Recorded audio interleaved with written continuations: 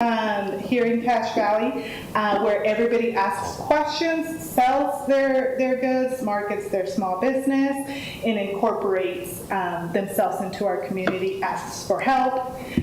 So that's how I've been able to build the trust in our Latino community and unify us and growing. And I learn every day. By any means, I learn every day how to get to our Latino community, and we're growing very, very much more with all of our refugees, new Americans coming in. So unifying them into our community is really important to me. And so that's what I do. The big event, the next one that I'm doing is called El Grito de la Independencia, which is the Mexican Independence Day. The true one, not the Cinco de Mayo. So again, that brings back the whole mission of educating the community with all of the resources, all of the help available, supporting those small businesses, and definitely having a big party in Cache Valley is always fun. So that will be on the 15th at the fairgrounds. So that's a little bit of what I do. Wow. Do you work with CRIC? I do. Okay. I do. So I work with most, if not all, the nonprofits in the community, because I'm more of I call myself the Latino Google, because I get all the questions and then I just resource them out. So it's that warm handoff where people reach out to me because I have built the trust, and they can reach out to me, and then when I give them that warm handoff, they're happy to take the help from where I'm taking them to. That's wonderful. Yeah. Wonderful. Thank you for everything that you do for the community, and I can attest that organizations trust you and your influence that you have in the community, so thank you for doing that. Thank you for having me. I appreciate everything Logan City does for our Latino community. Thank you. Thank you. Thank you.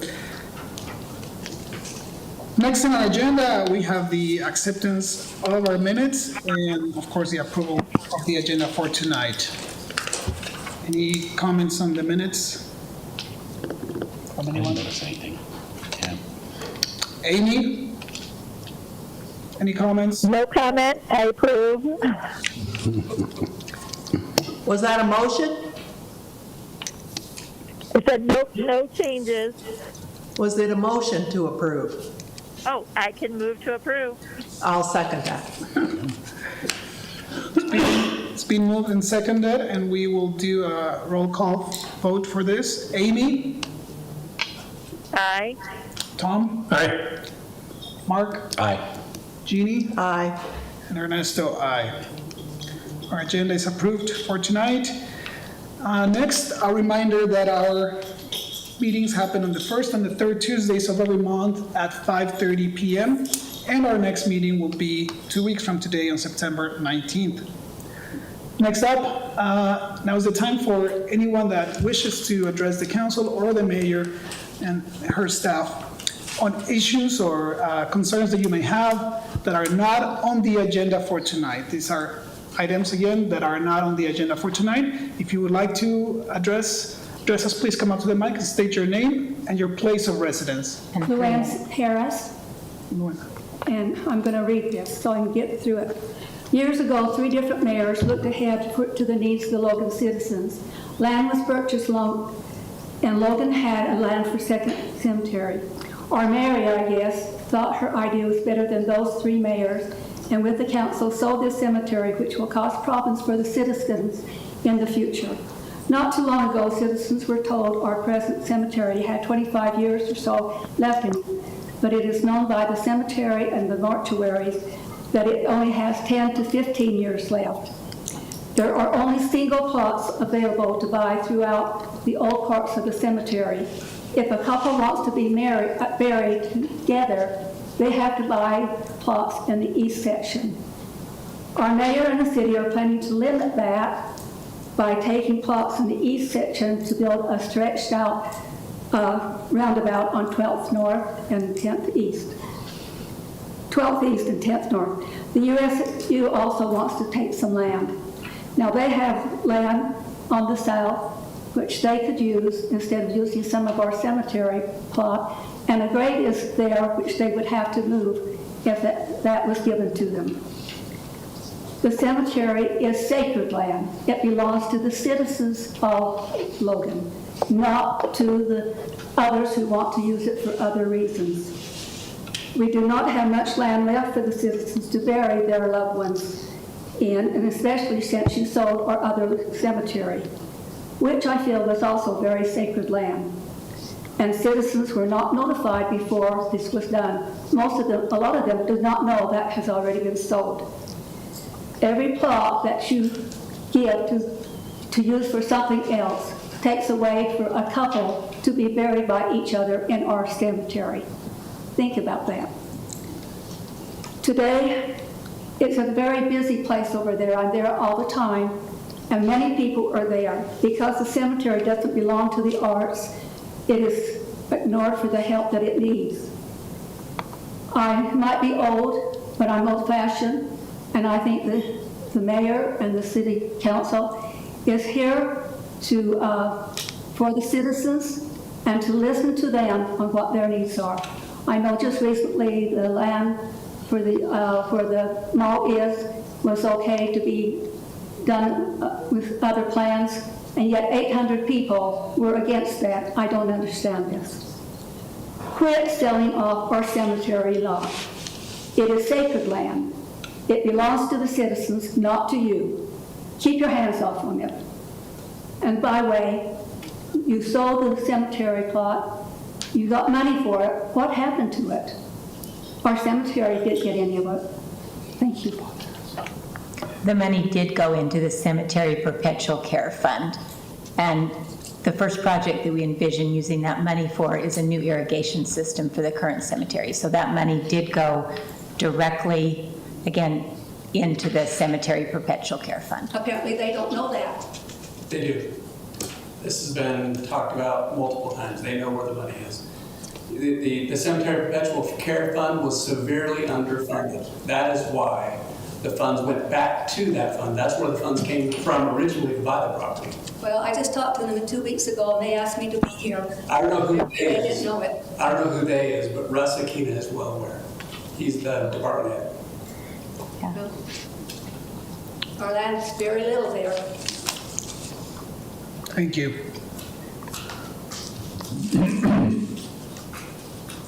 Which property is taken from the? Hi, I'm Alice McAllister. I live in Logan. Forgive me for reading. I just don't want to miss any points that I have to make. Mayor Davis will be speaking later on this evening about the upcoming Bike Week and possibly about the Bikeway through ride during Bike Week. But I'd like to speak about another bike event that I particularly wish council members to be familiar with. National Week Without Driving will be held from October 2nd through October 8th. This event is presented by two national nonprofits, America Walks and the Disability Mobility Initiative of the Disability Rights in Washington. People who make decisions about city and county infrastructure and mobility planning almost always drive cars in their daily lives. They know what it's like to move through their community by driving, and they don't understand what it's like to move through their community without driving. The lived experience of your constituents who do not drive, for whatever reason, deserve a place at the planning table. I challenge each of you, the mayor, the council members, the city and county planners, and the Region 1 members of UDOT, and candidates for city council to participate in the National Week Without Driving. You may walk, bike, use other micromobility devices, ride share, or ride the bus. But you may not drive at all during the week. Again, it's October 2nd through October 8th. After you've done this, share with us what you learned by some public medium, and use this knowledge to guide you when you're called upon to make transportation and infrastructure decisions that affect your community. Thank you. Thank you.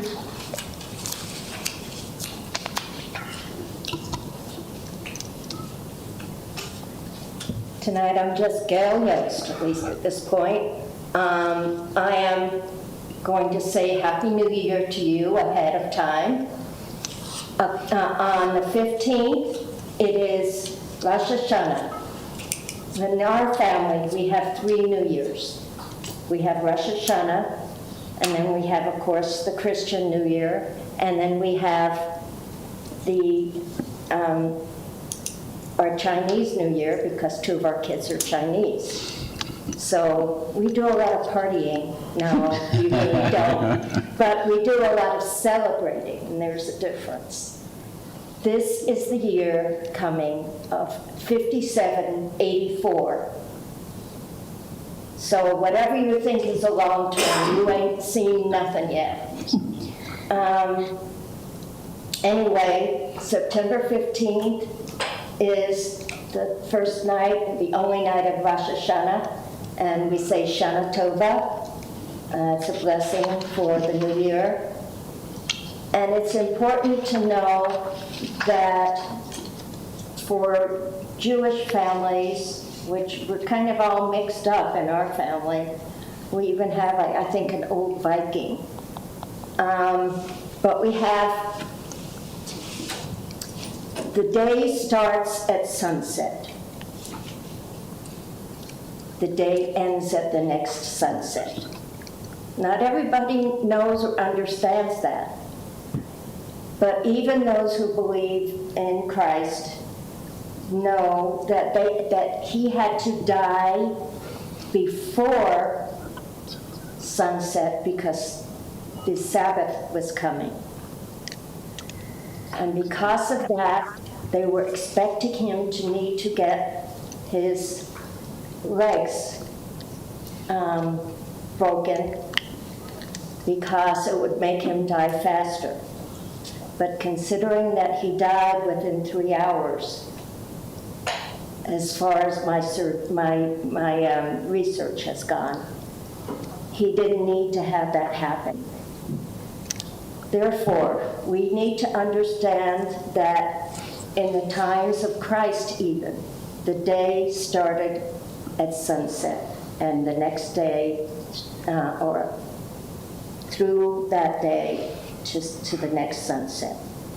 And so those of you who have different beliefs than the Jewish culture need to understand that during that time, those times included Sabbath times on Saturday, basically, but it was starting on Friday night to Saturday until sunset.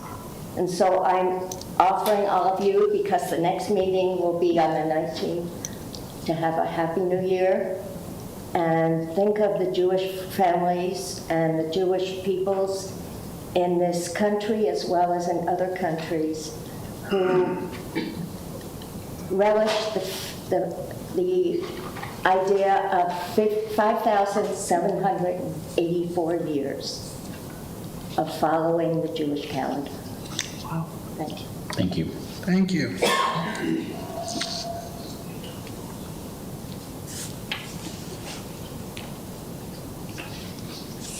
Matthew Fochowski, and I just wanted to start by asking for permission. If you say no, it's fine, but if you say yes, I'll be pleasantly surprised or enjoy it with the fact. Is it okay if I have permission to swear?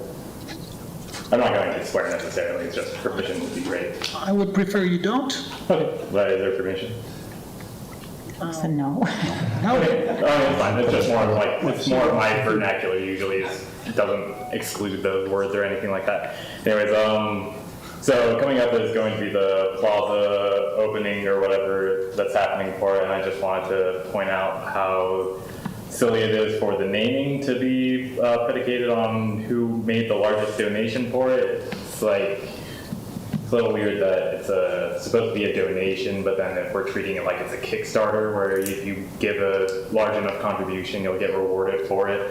I think that's something that should have been, I don't know, decided on by the community overall, just something that should have been up for like suggestions and then voting or something like that. Just, you know, get the community actually involved, since a lot of them feel that they were a little bit excluded in the whole situation for it. And looping in on like the properties being sold and everything like that too, I feel like selling the property too at the plaza seems like a missed opportunity for just renting it out and actually using that as perpetual funds to maintain the facility? Is there any legal restrictions on doing that kind of thing, or was selling it just the easiest, quick and dirty thing to do?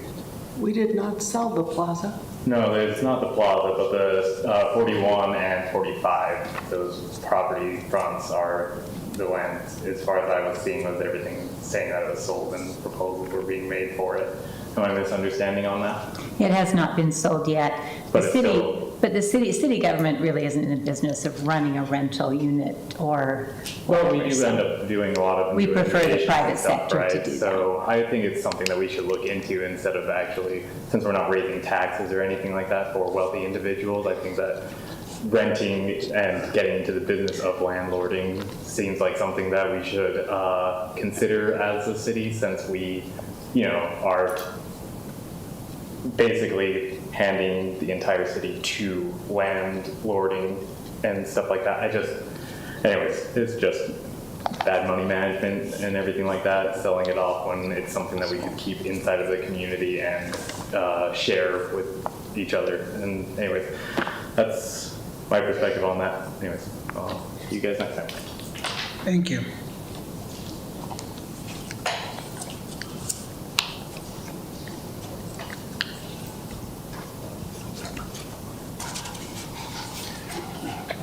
I'm Josh Muller from Logan Health District. So, correct me if I'm wrong, there was 800 people opposed the mall project, from what this lady was saying, or over 800 people. I just got a question. How many residents of Logan is it going to take for you to actually listen to what they have to say, instead of what these developers, instead of, catering to these developers?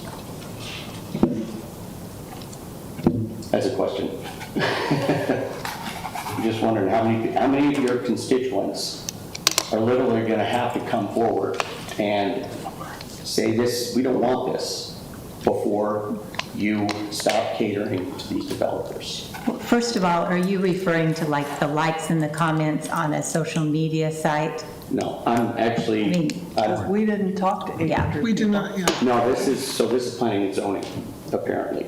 We didn't talk to 800 people there either. I was there. Well, she said that there were over 800 people that responded to the mall project. We don't know where that number came Someone from. commented me today to ask me to mention it.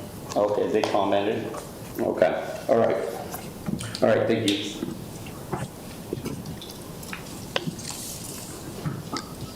Mayor, Russ is here. If you want to say anything, I don't know. No, that's fine. I do have a question that follows up on the first lady with regard to the cemetery. Do we know how much land is being taken by that oval about, or how many sites? I just do a little. There is a plan, and that is moving forward. I can send you an email and include Ms. Harris. I'm trying to think if I have your email address, Mrs. Harris, and let you know what the plan is. How large it is, so I know there's alternatives. There's kind of a corner that's taken. Yeah. Again, and that's one of our jobs as city council, to try and balance, you're always weighing decisions against each other and what is the greater good or not. But again, we're working on a cemetery master plan that will sort of itemize exactly, how many plots we have left. We'll be doing some things to upgrade. We'd like to eventually add a columbarium. Many more people are going toward cremations.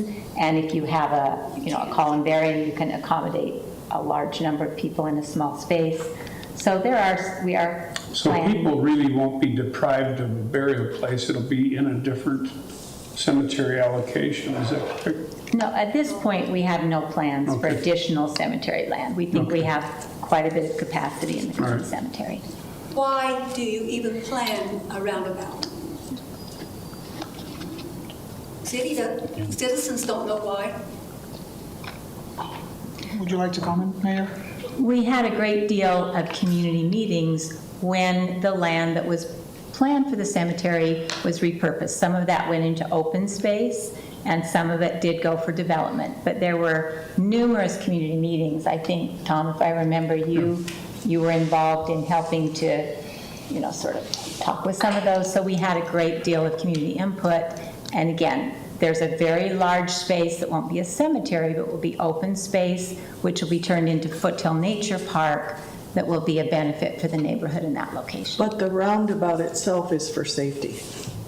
Right, and just to make the travel on that street better, there will be, as you know, the one small one near the USU tennis courts, and then just because of the configuration, more of an oval about. An eggy oval. An eggy oval that sort of straightens the intersection of 10th North, where it's quite a bit offset, where it goes by Hillcrest School versus that. So those have been under discussion. There have been a number of public meetings, public hearings, so that's been on the plan for a long time. And I didn't want you to think I was opposed to the plan. I just was curious as to how much land of the cemetery is being taken. And I don't know the exact amount, but we can send you the plans, since they're in design. That's good. Thank you. I'll make a note. Thank you, Mayor. Next in our agenda, we have Mayor and staff reports. All right, I have a brief report here. There we go. Russ is going to bring up some visuals for me. But as mayor, one of the concerns that I hear from folks often is pedestrian safety and safety for bicyclists. And as we know, if there's a conflict between a car and a pedestrian or a bicyclist, there's just no doubt who's going to lose. So the city has made additional steps to try and be more pedestrian and bike friendly, and I just wanted to bring a couple of those to your attention. This is one of our, what they call an RFB, or a rapid flashing beacon. They're a pedestrian activated flashing beacon, and I think you've seen those on occasion around the city. And we have actually added 8 more of those crossing this summer and have a couple more to come this year. Again, if no one's crossing the road, then automobiles can continue through without yielding. But if the button is pushed, it activates flashers on either side. And we just want to bring this to people's attention, let them know, please, if you're a driver, watch for those beacons and stop. By law, you do have to stop. If you're a pedestrian, please push the button so, drivers do have that additional flashing light that gives them that warning to stop. The other thing we're doing is we purchased 8 or 10 of the large cones that will go in the middle of a crosswalk that have a little sign on them saying, state law requires motorists to stop for pedestrians in a marked crosswalk. That is the state law. And during the summer, we're going to move those around to different crosswalks to just help educate drivers and remind them, it's like, oh, this is a marked crosswalk. I need to be watching for pedestrians here. And again, we'll weekly move those to different locations to try and, again, just help people be aware of that. So, like I say, that's my plea for today, is be aware of pedestrians, and that leads right into also being aware of cyclists. And we also have Bike to Everywhere Week, September 11th through 15th. It's sponsored by the health department, but the city is a co-sponsor. One of the things that they will be doing is doing a countywide bike ride through on the route of the countywide bike pedestrian master plan. So on 400 East, from 5th North to 10th North, that is marked as a future bike lane. We have not painted that yet, but during this bike week, people who drive that, people who live there, will see just temporary barricades go up to mark some additional bike lanes. And then in the future, we'll be working with the neighborhood, with the neighbors, to get feedback to say, how did that work? Because there are a couple of different potential ways that we could mark those bike lanes. The traditional way that people have seen around town, or there's kind of a different way that might even be more protective to cyclists. So we'll be interested to see how that goes and to get some feedback. Just be aware to watch out for those cyclists and of course pedestrians. So that the location again was 4th East and and as you know, part of our bike pedestrian master plan, we do have these marked routes. And on 5th North, from 4th West, I think, all the way to the university, we do have a marked bike route. And then there also is another option going north to have 400 East continue from 5th North, and then at least the section to 10th North is the one that we're wanting to try out and see what the neighbors and the residents think and how that might work. So we'll be interested in feedback on that, and I like the idea of a pop-up bike lane. yeah, kind of test it out and Make people aware. right. So that concludes my mayor staff report for tonight. Thank you. Thank you. Next, we have our planning commission update. Yes, Planning Commission, last meeting was only one item. It was a short-term rental. It will, a conditional use permit to operate a 4-bedroom short-term rental for up to 10 people to stay up to 30 days in a home located 879 North 1400 East in the Hillcrest neighborhood. As you know, if they fulfill the requirements and they are within a certain geographic distance from another short-term rental, we have, the state has strongly encouraged us to approve them. Correct, Mike? Sort of. We have restrictions, but, so that's the only item that was on the Planning Commission agenda. Thank you, Jeannie. Next, we have our action items for tonight, and our first one is for public hearing for Resolution 23-37. Mike. Okay, we are going after a CIB grant this month, and part of the requirement is we do a public hearing on what the grant program is, what we're going after, kind of the project as a whole. So I'm going to run through kind of some background information on this, and it's Resolution 2337. Really, it's a resolution of support from the council to go after this grant funding. So starting next year, we're going to start the project to redo or do a new general plan. It's going to take a little while and cost a few dollars. So the reason why we're here tonight is to kind of just describe generally what we're going to do project-wise, discuss the financial scenarios, look at funding criteria for the grant, gather any kind of public input, and then hopefully you'll sign a support resolution at some point. So this is our original plan way back in 1860, the plat of Zion. It's kind of hard to see that. This is really the old part of town right in here. This is what people have seen this before, 1875. This is what it looked like. We had drones back in 1875, so. I do remember that. Yeah, I was going to say.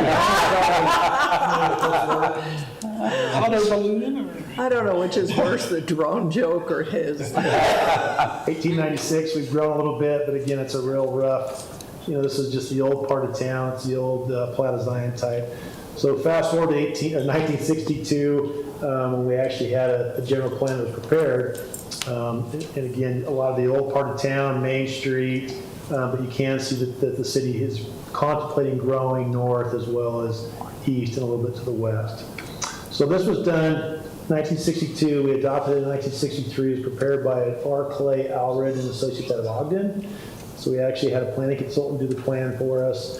And back in 1960, I'm sorry, I'm looking, the renter percentage is exactly the same as it is now.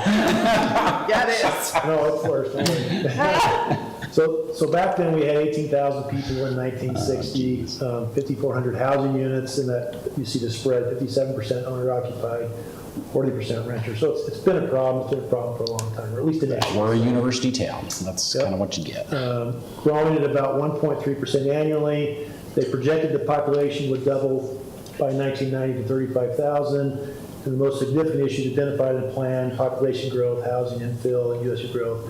And one of the interesting things was to encourage compact downtown development as opposed to just stringing along Main Street. So They failed on that. The rest of the failure issues are still the same. Subjective. So fast forward to 1995. I love that the significant issues are the same ones that we're dealing with right now. Still the same. It's like they are exactly the same issues. The one thing they did conclude is we had enough land area to accommodate most of our new growth. So they Yeah. just said, you know, we've got enough room to grow, we're good to go. Let's do it 65 years later. So in 95, we adopted another plan. This looks a little more similar to what we have now as far as boundaries. It was readopted, or it was updated in 98 with some additional amendments. This one was done more in-house.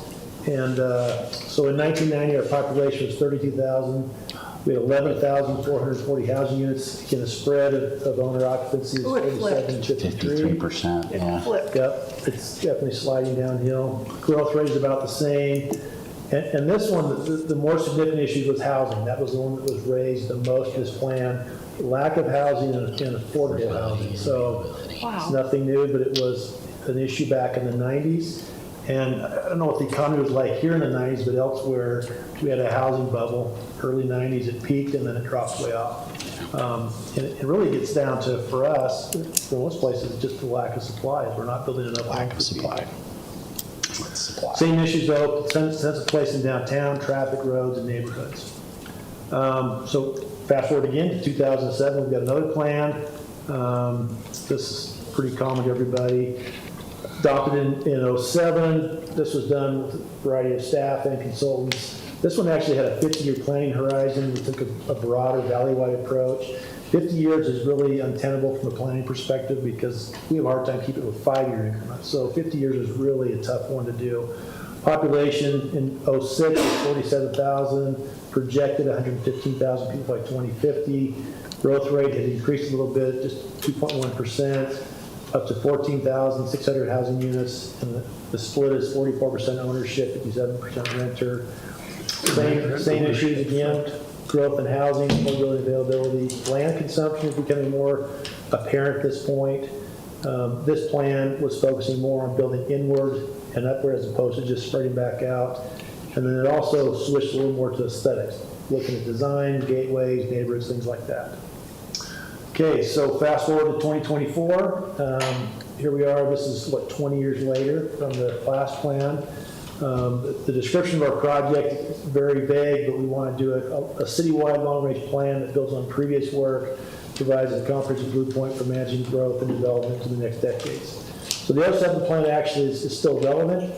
We want to go back through it, amend the assumptions, but it'll provide a good base moving forward. We also need to update our plan elements to be consistent with changes in state law, and the goal in this effort will be a 20-year planning horizon. So why do you do a 20-year horizon when the theory is that you would do these every 10 years? Well, you've got to have, you should go through it every 5 to 10 years to look at benchmarks. And you should have those identifiable, easily measurable, but you want to be thinking long-term because really this plan should transcend changes of political political philosophies. Really, it should be a policy statement that the city as a whole can get around and support moving forward. Okay, all right. So we've been doing some small things that are contributory processes. We've done a moderate income housing plan, annexation plan, neighborhood plans. We're underway in Wilson right now. We're doing an existing conditions report that should be done by the end of the year. Just redo new transportation master plan. So all these efforts go into the background work for a new general plan. So from a timing perspective, we envision setting up an advisory committee sometime later this year, 1st of 2024.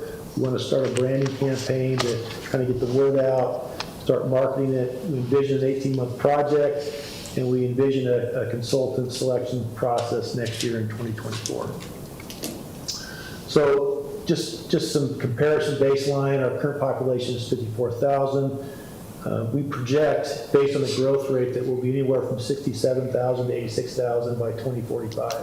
So when people complain about the city building or permitting more housing, we definitely have a need to house more people, right? And so either they're going to go out in the country or out in other cities, or they're going to come into Logan, but where are they going to go in Logan? You can't just close the gate. So we have approximately 18,500 units to 19,700 units and the ratio there is 39% ownership, 61% renter. So there's definitely a gradual decline in ownership occupancy. So to accommodate the growth that we project through 2045, we need to figure out where we're going to put 24,000 or 30,000 houses. Where are you going to put those new units? Again, the same issues I'm assuming will come up. You're talking about units, not houses. Or households, I'm sorry. You're talking about units, not houses. Houses, housing units, residential units, yes. The units. Whatever, so it could be It's either condominiums, apartments. detached or Yeah. it's an apartment. Yeah, okay. And Mike, this is Amy. Is that across the whole county or the need just in Logan? This is just Logan proper. So we envisioned, and we don't want to front load any what we think the issues will be, but I would assume that the issues will be fairly comparable to what we've seen for the last 60 years. Growth, housing, land consumption, character, and then the aesthetic stuff. Same problem. So this just shows, just briefly, kind of the growth on a chart. You know, back in 1940, we had 11,000 people. You know, Tom was one of them, and here we are, 55,000. So we've grown pretty substantially. Tom's not laughing.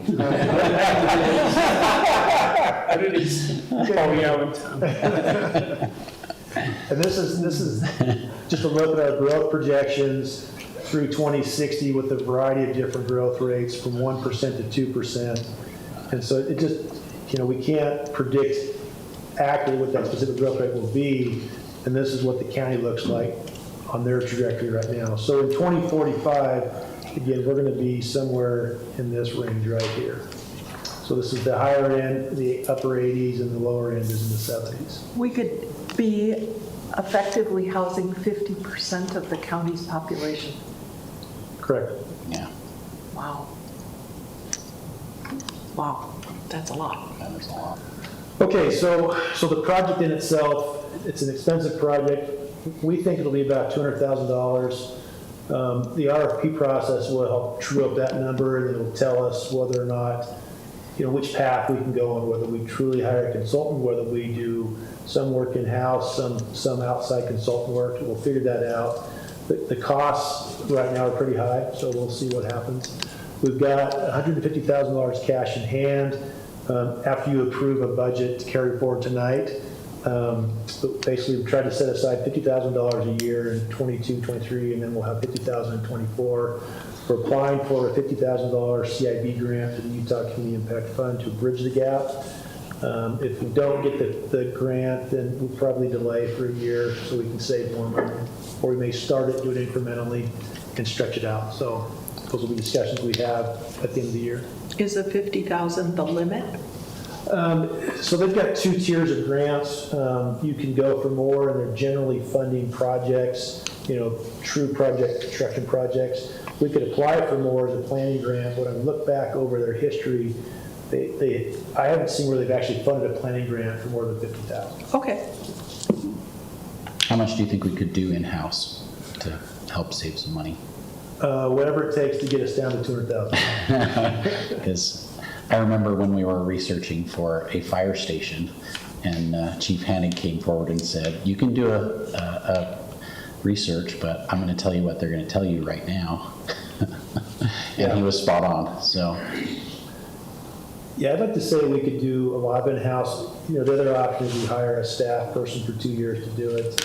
But we'll definitely, once we know what a true cost would be, then we'll have to have some of those discussions if it doesn't pan out to be about $200,000. So. Okay.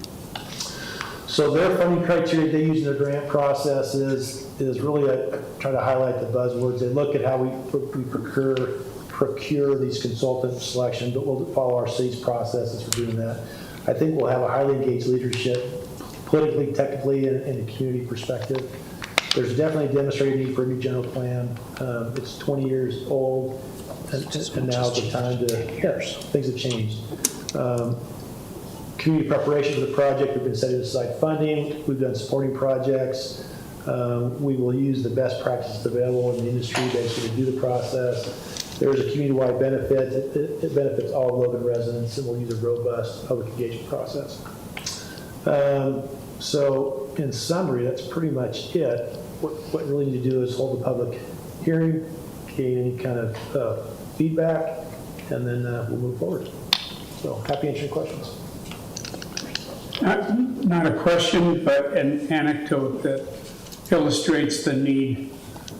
Before I moved here in '76, it's my understanding, Dick Toth, who was a professor up at Utah State University planning, and a brilliant planner, Harvard background, everything. He had developed an alternative for North Main Street from here to Smithfield that would have eliminated some of the problems that we see up there. It's my understanding, based on what Dick Toth told me, is that the government leaders didn't believe that there would be development north to Smithfield. It just won't happen. Yep. Well, we passed a certain point, tipping point, where it then became impossible to do the plan that he had proposed. And I would say it's a dangerous and a rather ugly section of our community, with things piled up right up to the curb and, no control. So the point I'm making is that when we make projections, we ought to sometimes believe them and recognize it's hard to unplan something. It's hard. So I'm totally supportive of what you're doing here. So Mike, how does the fact that we haven't finished all the neighborhood plans play into this? Will we finish those before we start a new general plan process, or what? No, we will continue with Wilson, hopefully get that done as this starts underway, but then we'll just keep doing Ellis. We have Ellis and Bridger left to do. We'll just Right. Okay. Just do them in concurrence? Yeah. Okay. I wish we would have had them done now before. I agree. That'd be nice. We just haven't had the time to do it. I know. Yeah, we got swamped by development. Picking one off at a time. That's good. One at a time. That's good. There'll be time to recycle Yeah. and go back and do the first one again. So, Any other comments before we open it up? If you would like to comment on this specific item on the agenda, please come up to the mic and state your name and your place of residence. Keep your comments to 3 minutes or less.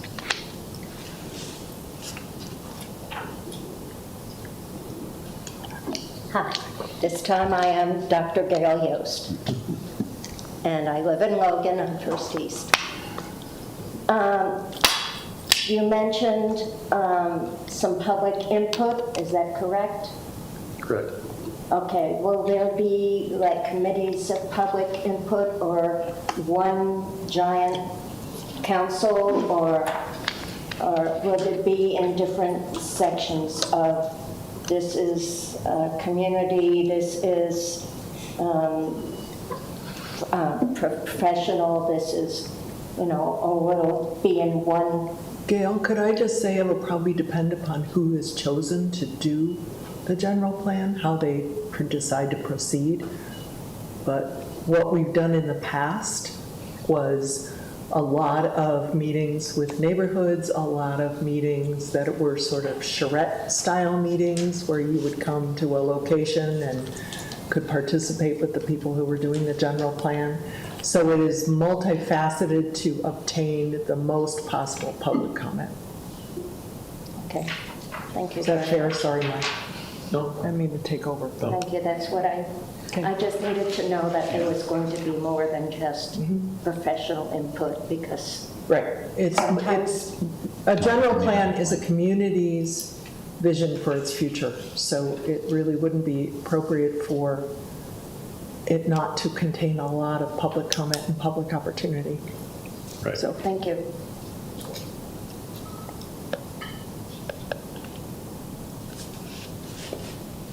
Anyone else that wishes to comment on this?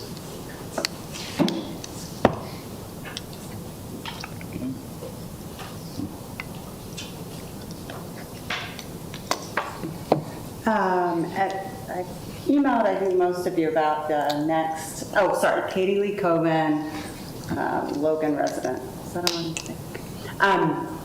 as chair for the Hillcrest neighborhood, we'll be updating doing this sort of check-in update for our plan in late October. It was a 10-year plan, and we're like halfway. So it still works for your purposes. My understanding, I was not involved when that plan was created, but it was a well-done plan, and my understanding is there were some funds allocated when they created that plan. So I don't know, and you may not know either, Mike. But I was just thinking about the Allocated for what? When they created that neighborhood plan. Well, they paid for it out of community development to do the neighborhood plan, but you mean allocated to do what?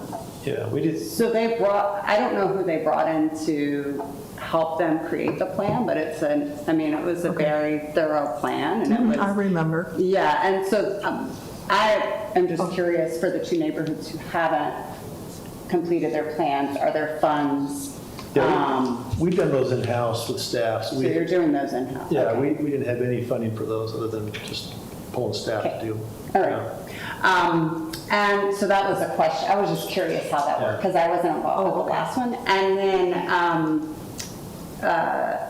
just a comment, I think actually, when I didn't know for some time that there were neighborhood councils before I learned that there was and then became engaged in ours eventually. So I think this, from a city planning standpoint, is a really great opportunity for us to engage with our neighborhoods and make them aware that there are neighborhood councils where you can have input into what's happening with your neighborhood and how that gets then folded into the larger city plan.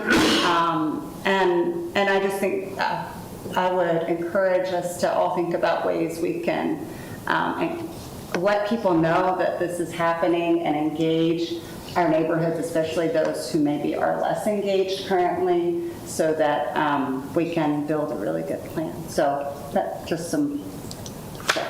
Thanks. Thank you.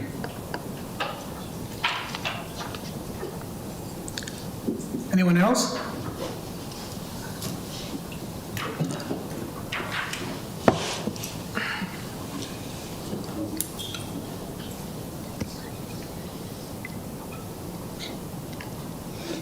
Hi, my name is Cassandra Erickson. I live in Nibley, but spend a ton of my time in Logan, most of my time actually. And I was really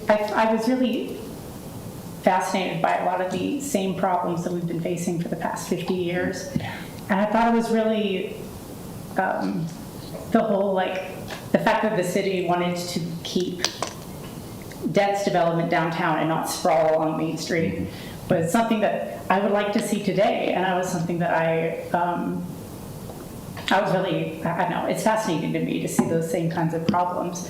So I guess my main question would be, how would this current iteration of this plan address those same kinds of issues?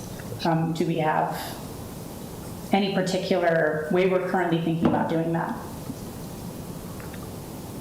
No, not yet. I know this is more of a general idea. But yeah, I think this is just, we aren't even there yet, because this is specifically focused on the funding sources. So it will evolve as we chose someone to do the general plan and as we begin to work through that process. Yeah. If you go into it with an answer, you're probably wrong. That's probably right. So that's just been my. The comparisons from 1960 till now are so interesting though, aren't they? Yeah, they're very insightful. Yeah, super interesting, so. I think though, if you looked at a lot of general plans across the country, you'd find the same thing. I think that's probably true. Yeah. Yeah.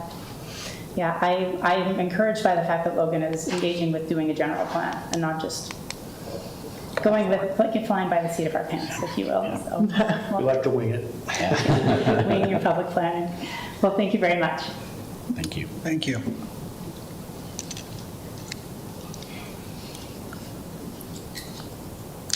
Let's bring it back to the council. I move we approve Resolution 23-37. I've probably been hounding Mike for a new general plan for a while. I'll second. Okay. I'll second that. Jeannie's been hounding him for a long time about it. Say that again, Amy? I'll second that you've been hounding Mike about it for a long time. Oh, okay. Yeah. You guys are so fast on this. Yeah, Mark beat you all, so. I'll just say it's dangerous to not look at the plan and make revisions. So I'm totally supportive of this.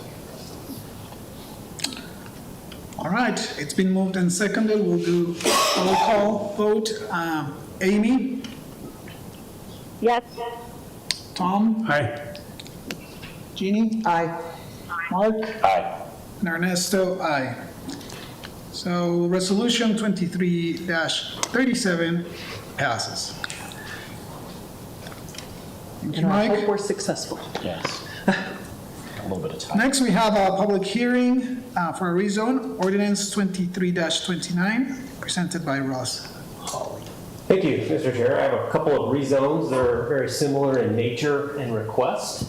I'm on the south end of town. This one is the Logan Crossroads zone change request, and this is at 59 East Golf Course Road, so just south of the Y as you continue on Main Street or 165. It's 3.26 acres, and it's also right along the border of Providence City. So the future land use plan calls the area out as commercial. The existing zoning is commercial. The request is to go to mixed use.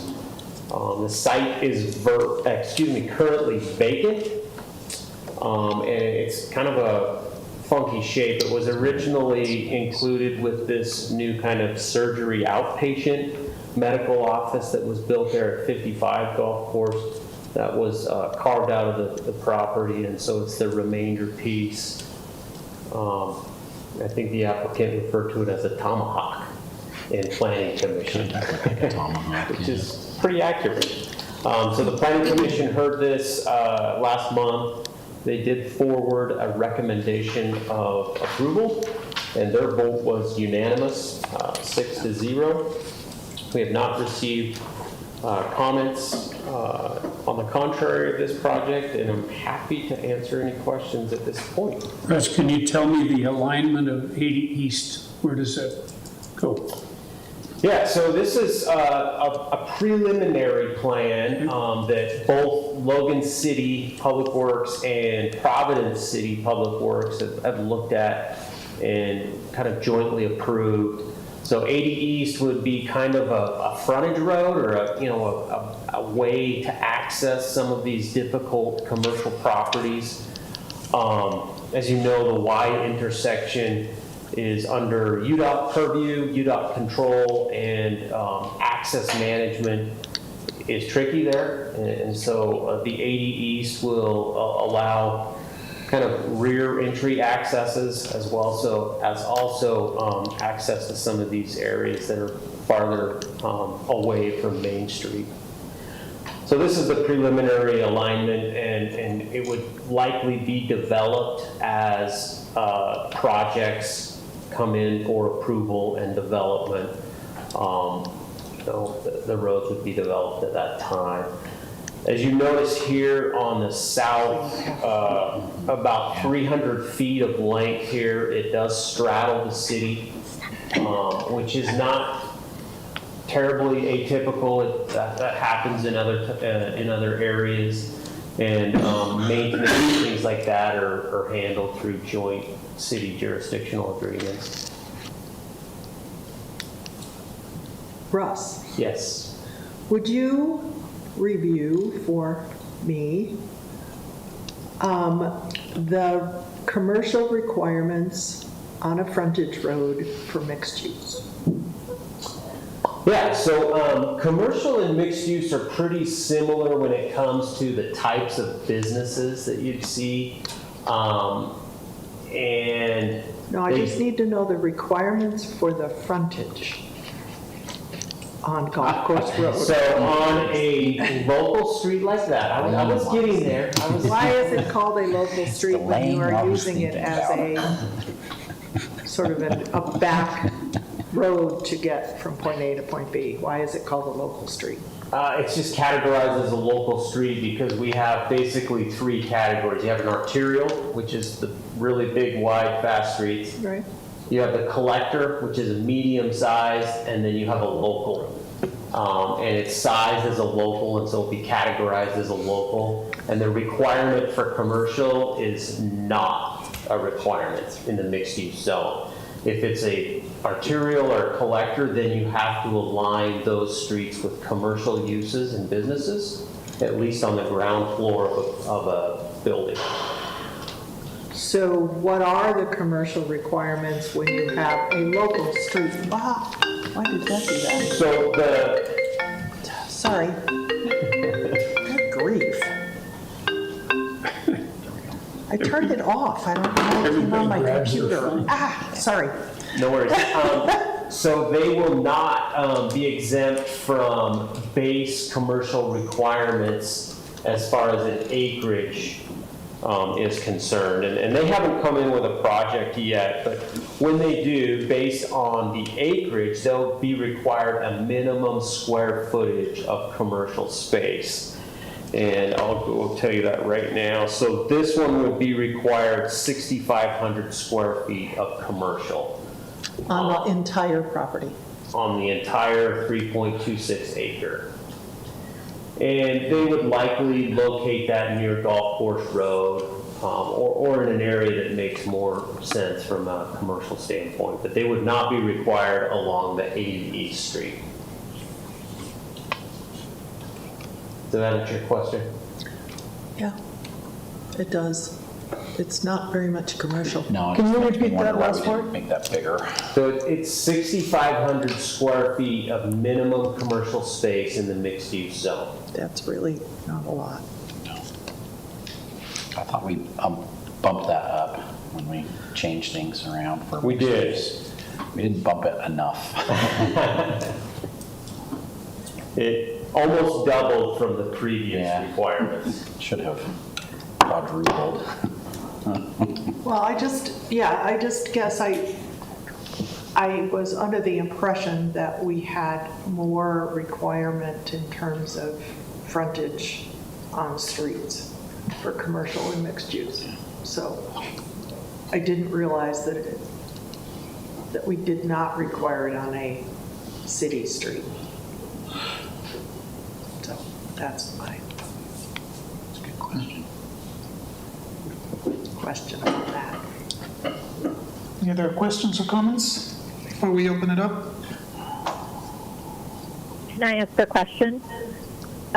You said that this ties with a similar one. Is the Latitude project and this one linked together? I know there's property in between them. This is just a question out of curiosity. So there is one property located between the two, but it is 2 properties removed to the north. They are listed as different applicants, so we would assume different projects, different developments from each one. But they did submit essentially on the same day, and so they're running through the process on the same schedule.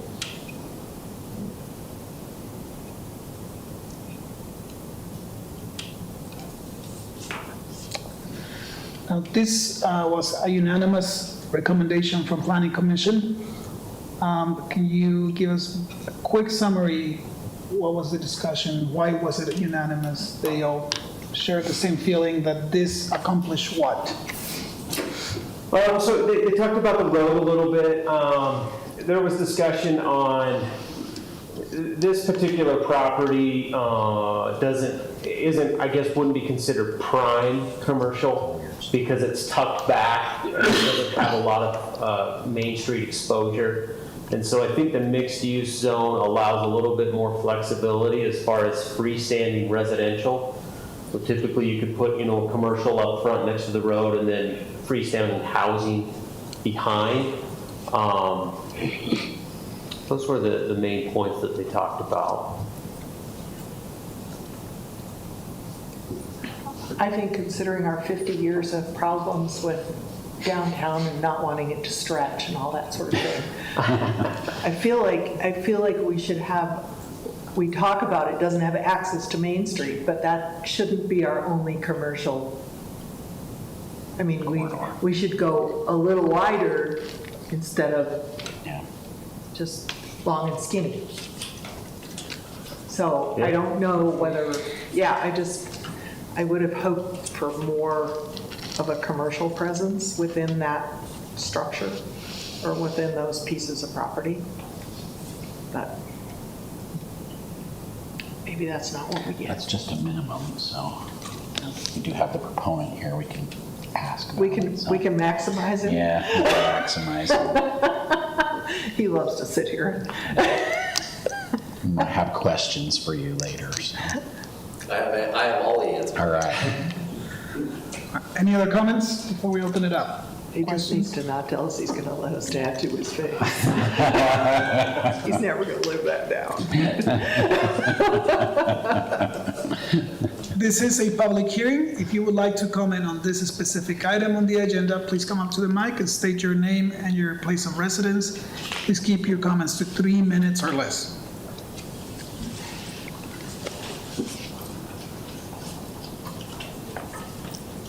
Dr. Gail Yost.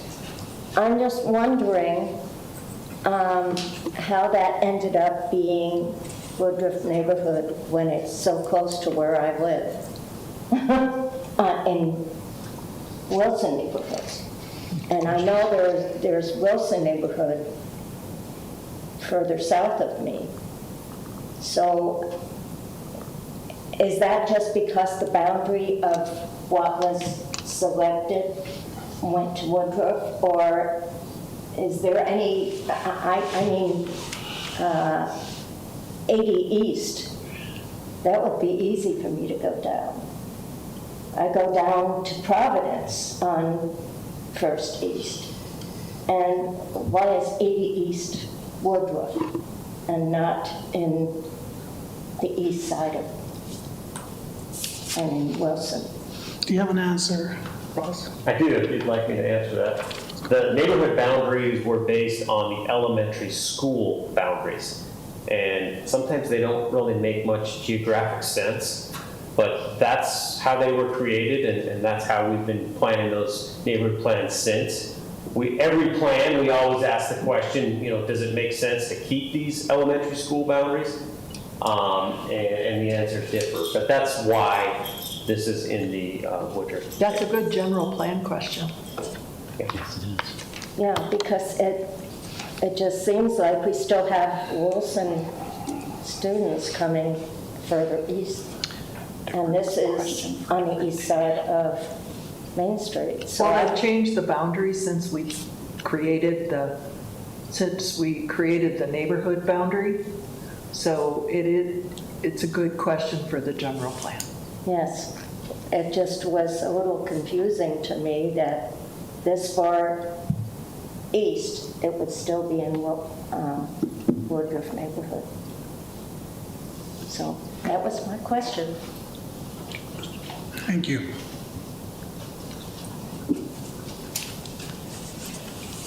Josh Muller from Logan. I got a question. What do you got planned for it?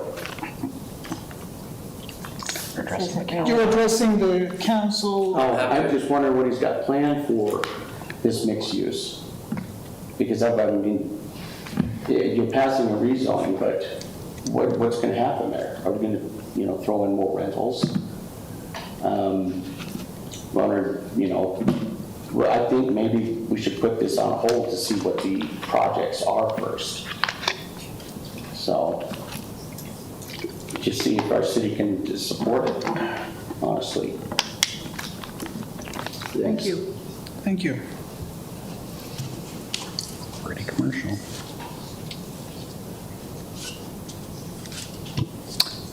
Anyone else that would like to comment on this specific item?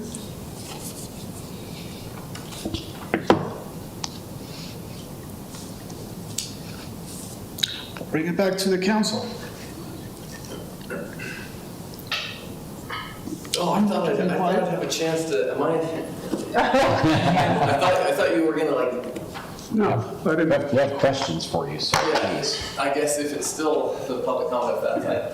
Craig, is that okay? In this meeting, you're public. Yeah. Yeah, sorry. I'm used to being called to the carpet. I just got clarification. We'll go ahead and allow the call. Okay, sorry. Mike Jewell, from the Trio Group, the proponent. Yeah, this site is obviously a little unique, is ultimately what led to this request. I do think it's interesting considering what we saw with kind of the evolution of the general plan. I do understand that cities love commercial space. I get it. You will see in that 150 years of general plan, I didn't see any like, oh, we need more commercial space. Housing is an issue. Housing is a legitimate crisis right now in the state of Utah and in the Valley.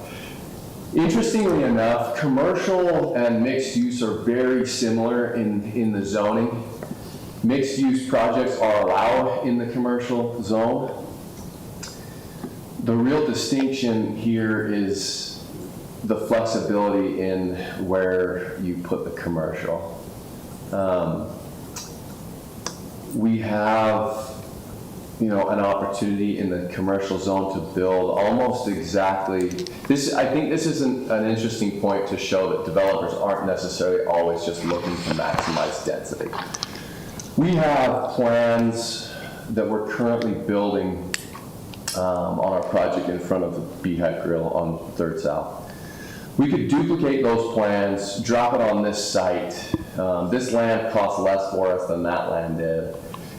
And it would, we're currently building that, so clearly it would pencil for us to build on this site. We don't think it's the best use for the space. We don't think it's the best location for the commercial. Overall, dropping another building like that, we don't think is the best use. I think separating the residential from the commercial on this particular piece is a better project for the area. It does allow us to move the commercial out to the golf course road and have residential behind. That piece to the east is in Providence's mixed-use zone. There will be residential there. So I guess regardless, either way, there will be, we anticipate there will be residential there one way or another. The commercial zone is actually a higher base density on the residential than the mixed use right now. So in order to get to that density, we have to hit certain incentives that the city council set out in the mixed use zone. So that's our intent, and that's, I guess, the reasoning behind our request for the mixed use. Questions on? Michael, is this in an opportunity zone? No. 3 minutes. Yeah. 3 minutes on the hot. I practice in the mirror. How many acres have you got at the 300 South project that you're working on? How many acres is that project? Just under 2. Just under 2. So you could basically put that building back in the tomahawk blade area and commercial out in the handle. Is that kind of what you're thinking? No, not necessarily. Housing back here, commercial up here. Or If it was rezoned to mixed use, then that's what we would do. Yeah. Okay. Which kind of makes sense. Do you have an estimate of how many square feet will be commercial? Right now in that building, I think we've got about 12,000 square feet of commercial. I think, to be frank, I think it would be less than that. It would be greater than the 6,500 and less than 12,000. That's better than 6,500. Hey, I don't set the rules. Yeah. And for the record, on the face tattoo, I changed the code. So I made that promise under the set of the rules that were in place. When I went to get that approved, Russ was like, you got residential along 10th. So that plan was, you guys made that plan illegal. I should tattoo your face. It's really a difficult piece of property to work with, considering where your access is and stuff. So it's not ideal. Yeah, as hindsight, right, we would have found a way to just keep that doctor's office there and try to figure out a kind of a joint venture to develop around it. I'd love to go back in time to try to fix it. Yeah. But Russ, the new development, should they go in there, will put in that 80 East Road, correct? They would be. Only half of it. Yeah, they'll put in their portion. Yeah, they're happy. Thank you. I think, yeah, that's a little bit of a misnomer. We would put in the amount that's required under the code. That's half. I think that the code requires more than that. I could be wrong. But yeah, our intent would be to work with the property owner to the east to put it all in at the same time, or to build it and then charge them for it when they develop. We're certainly not interested in mobilizing twice. Yeah, that doesn't make sense. Good answer. Well, that was my concern at planning commercial. Yeah, I like that answer, so. And obviously, regardless of whether it gets rezoned or not, the road question doesn't change. Yeah. The road is the road, whether it's commercial. And the or number whether of units doesn't change either. Yeah. Yeah. Other questions for me? Amy, you got any questions? Got it.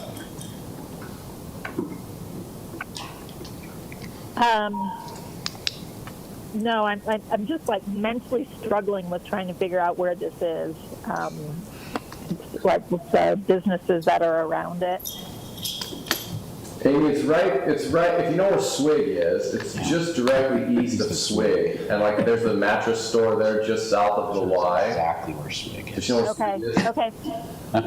It's the field just east of Swig. Amy knows where Swig is. I've never been to Swig in my life. But, I am a coffee drinker, not a soda drinker. So if you give it to me in relationship to Starbucks, I'd probably know. Just southeast of Starbucks. Thank you. No more questions from me. Tom, good? No, I'm good. I'm good. Thanks, Mike. Thank you. Well, we're bringing it back to the council. I think there's been good comments. I appreciate what Jeannie said. But I would move acceptance of ordinance 2329. I think the property is buried back in there and to require a whole lot of commercial. Doesn't make sense. Yeah, it's really hard. It'd be nice if it wasn't a boundary between two cities. That gives a little more flexibility. But I've always wondered how are they going to do this? How are they going to do this thing? And I know enough about developers that they think, what's going to make sense? What's going to make sense to make it successful? We don't want to build something that's not going to be successful. It's not in our best interest. So I move acceptance of 2329.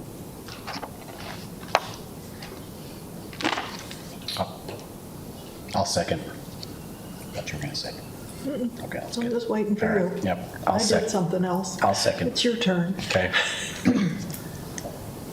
So I think that the only thing I'd like to say before we vote is that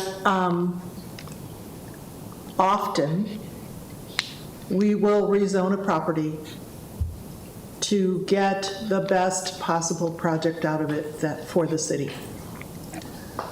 And we don't always know exactly what that project is going to look like, but we've set up the parameters within the zone so that we have an idea of what it could be. And so I just wanted to say that because we try not to zone based on what's presented, because then sometimes people change what they presented. And it doesn't look like that in the long run. And so I think if we feel strongly that the mixed-use zone is an appropriate zone for this piece of property, then that's what we should do, and the project will reflect that zone.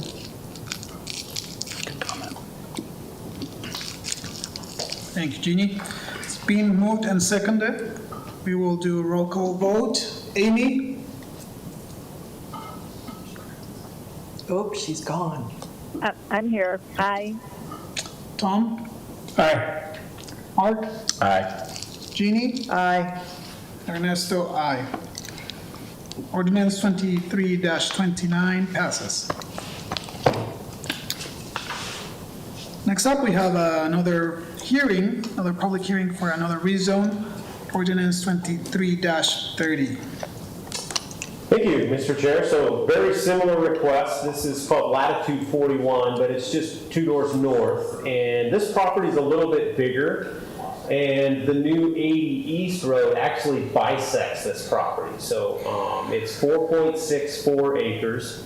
It's directly south of the Costa Vida building there, the Jersey Mike's Costa Vida building, and it spans all the way to the Providence border on the east.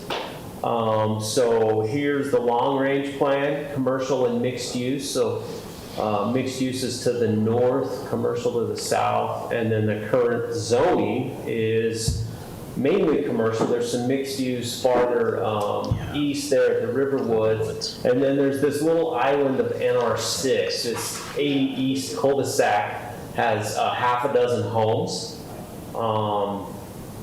that will likely change land use in the future. The 80 East alignment is shown here as well.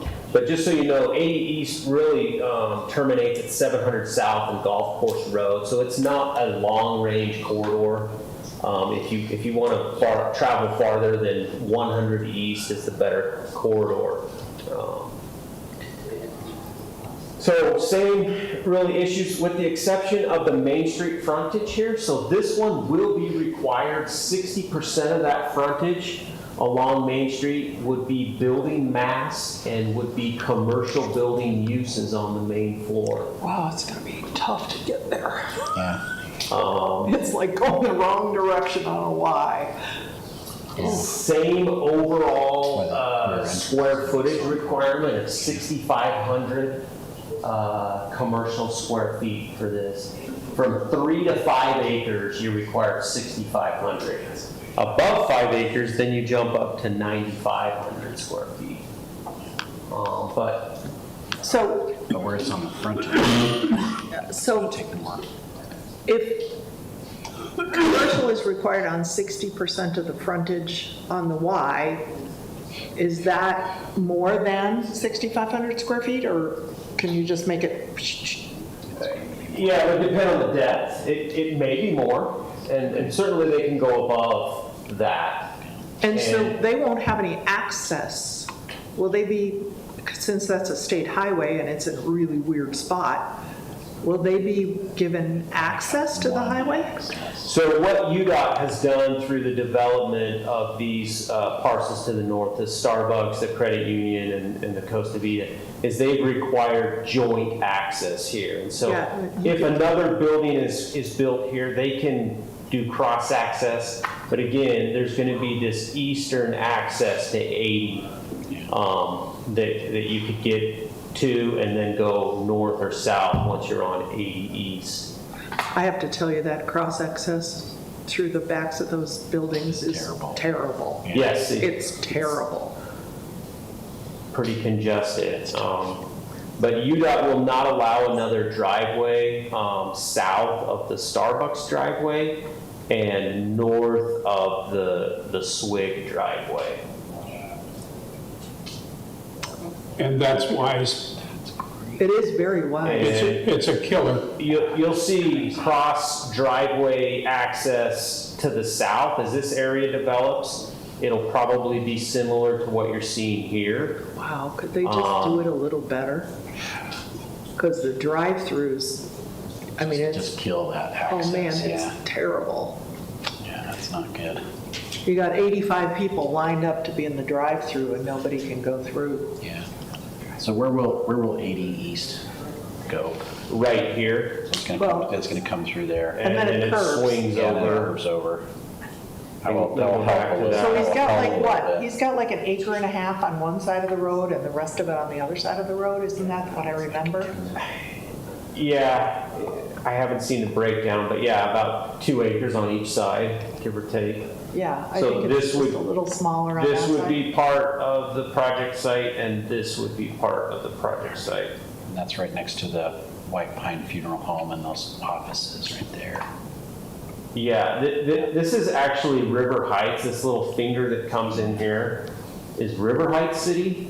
And then You got this Providence. is Providence City here. Bunching up against everybody there. Again, another difficult piece of property to work Very, with. very difficult Probably even more difficult than than the the last other. one, yeah. But he I will don't- have to build the road between, In this case, they build the whole road, not half the road, because they'll own on both sides. And the only way to get out of that property is to go on 80 East. You can't get out on the highway, nor can you get in. 80 East or through the Starbucks shared driveway Yeah. are going to be your options. That's a really inconvenient piece of property. That's gonna be tough to make. Well, I think, thank heavens for UDOT governing that. So anyway, the developer has a problem. Yeah.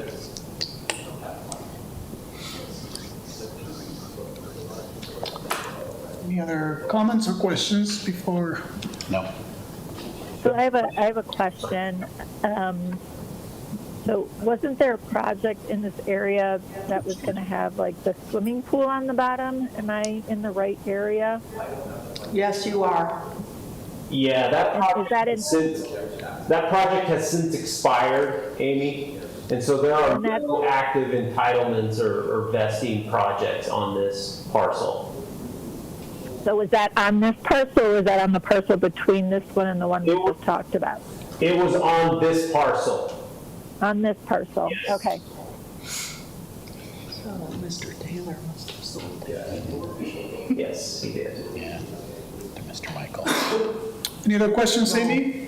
Different developer. Different developer. Oh, is it not there? Nope, that was it. Ooh, I thought it was the same. No, different developer.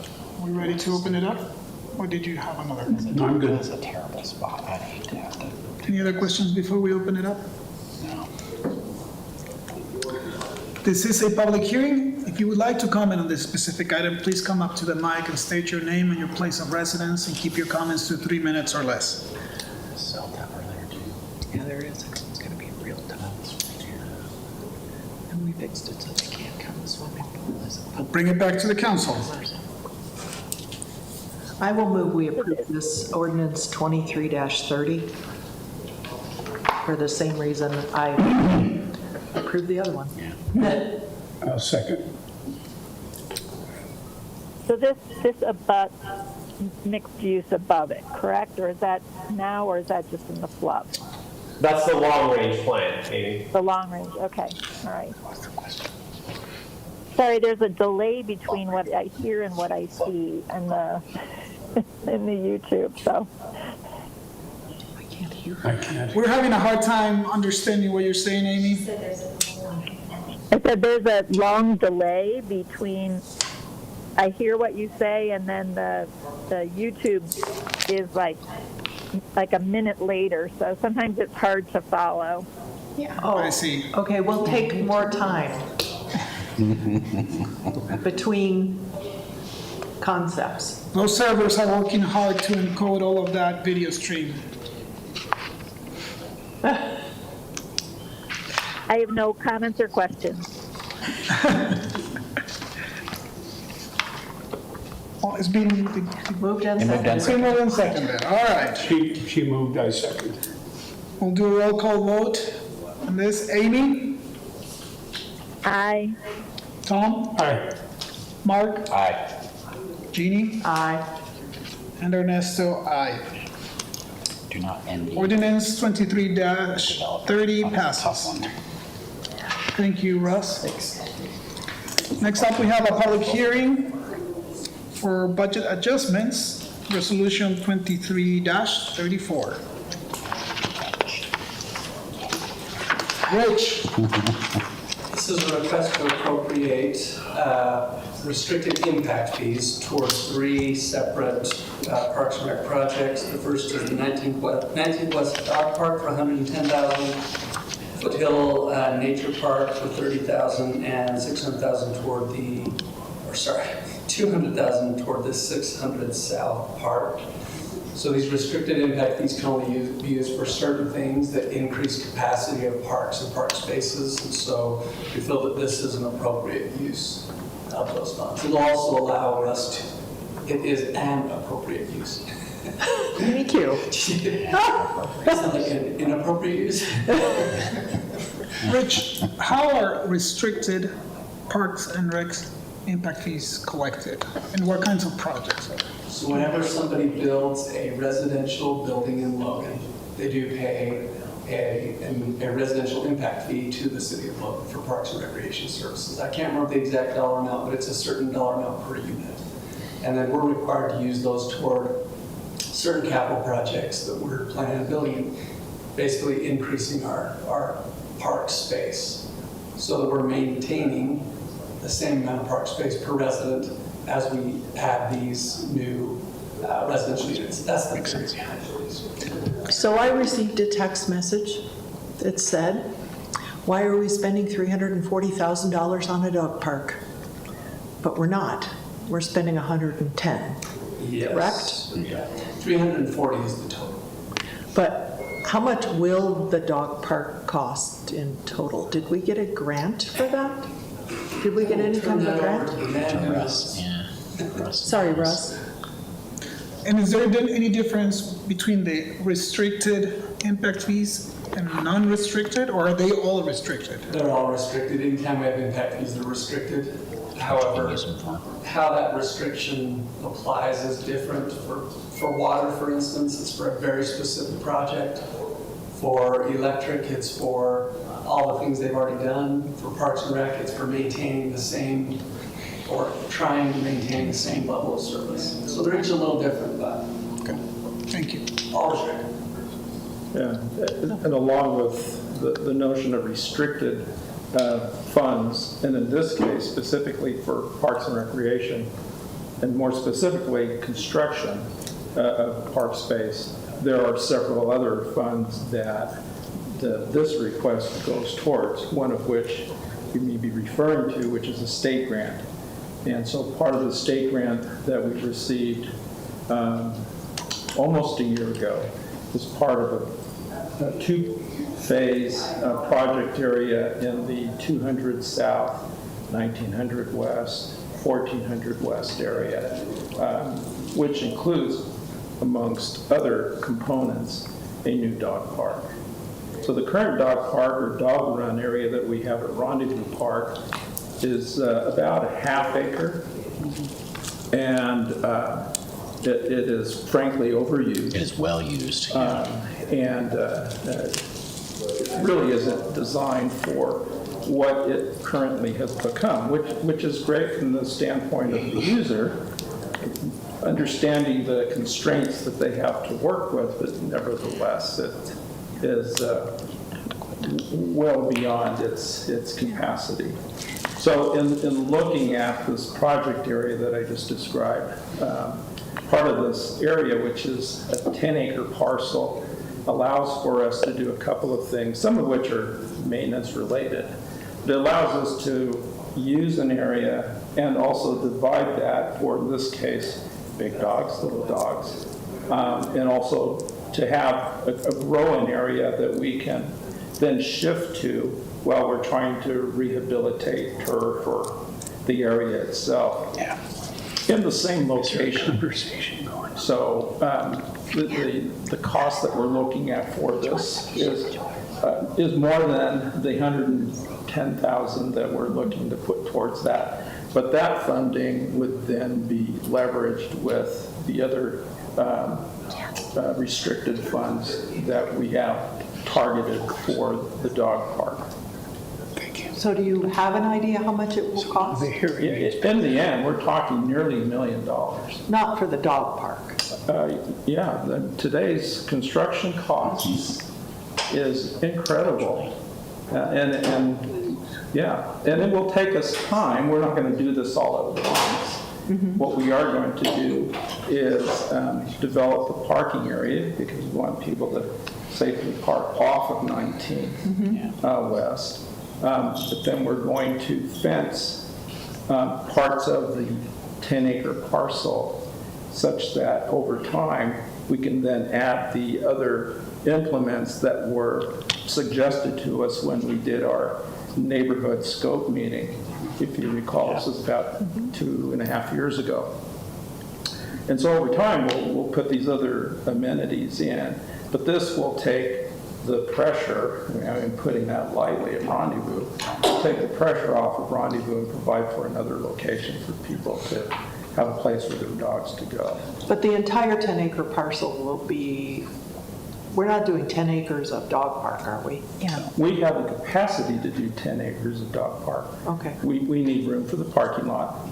We need room for an area for machines and other support type facilities, including water. So we have utilities that we have to bring into the site. Okay. And actually, in terms of our comments, you know, when they do kind of the Parks and Rec surveys, we are constantly asked about, you know, facilities for dogs. And I mean, when we put out, you know, requested comments about this potential plan, I mean, we had more feedback than just about anything we've, you know, asked for feedback. And so there truly is. Oh, I've had a lot of people at the dog park talk to me about it. I mean, I just wanted to clarify that this public hearing is only for $110,000 toward the dog park. Yeah. But it's not an expensive project when you take the whole thing in its entirety. Exactly. Yeah. As is any, I mean, by the time you do all that fencing, and it's a certain kind of turf that, you know, is tougher, you know, for animals. And hopefully it will be flat and it won't have a spot over here that goes like this that gets filled full of and water. And we'll put some trees on the west side for shade and all of that. That'd be nice. Yeah, that would be very nice. More trees. Thanks, Fred. More trees. Was responding to a comment.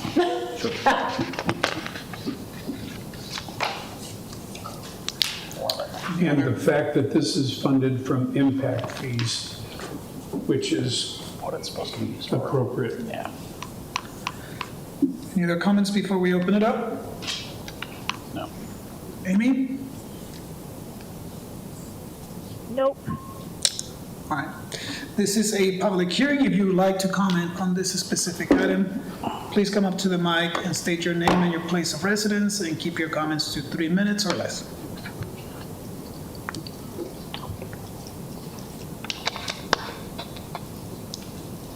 All right, we'll bring it back. We have one. All right. Katie Lee Coben, Logan. I just wanted to thank you all for including the Foothill Nature Park trail crossing. That's something that the Hillcrest neighborhood, it's right at the base of the 1500? 1500? I always doubt myself. And the speed coming down that hill, there's just been a lot of concerns about the safety and the way that currently lines up. So it's great to see this happening. I know that the plan is for the Foothill Nature Park to be done hopefully in chunks as we have money available. I know I will follow up, Russ. I know I had reached out in February about the construction drawings on that, and we're waiting on snow and such in anticipation of the October Hillcrest meeting.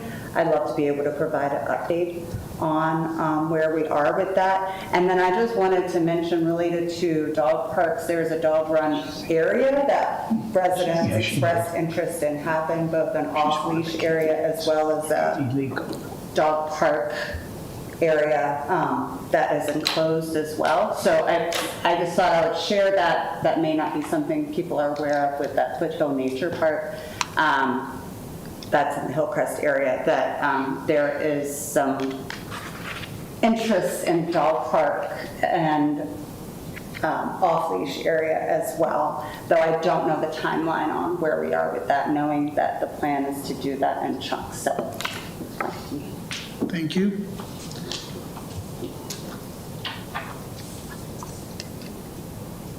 Anyone else that would like to comment on this item? All right, we'll bring it back to the council. I move we approve Resolution 23-34. Second.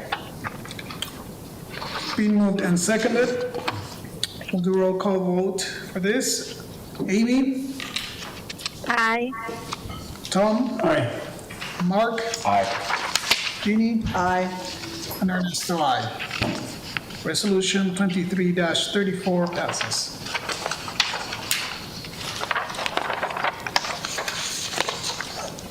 Next up, we have another public hearing for a series of budget adjustments. The carry forwards. Carry forwards, yes. As you're well aware, the end of the fiscal year is June 30th, right in the middle of our building season. So this resolution represents all of those mostly capital items that were not completed during the prior fiscal year, and requesting council to now carry those forward.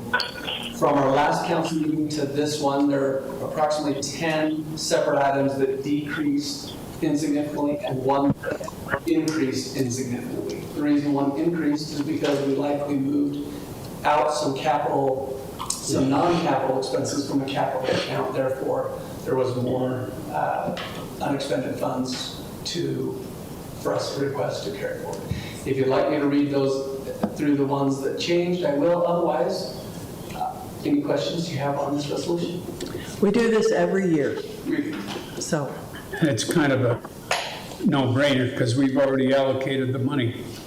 Exactly. And the reason we wait until September is so that I can make sure that what we plan to have happen actually happened. Therefore, we actually have the money to carry forward. Many cities simply move it forward and don't really go back to figure out whether they have money.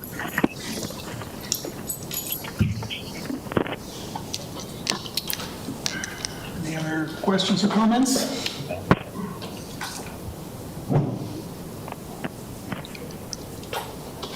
Rich, what was the largest change?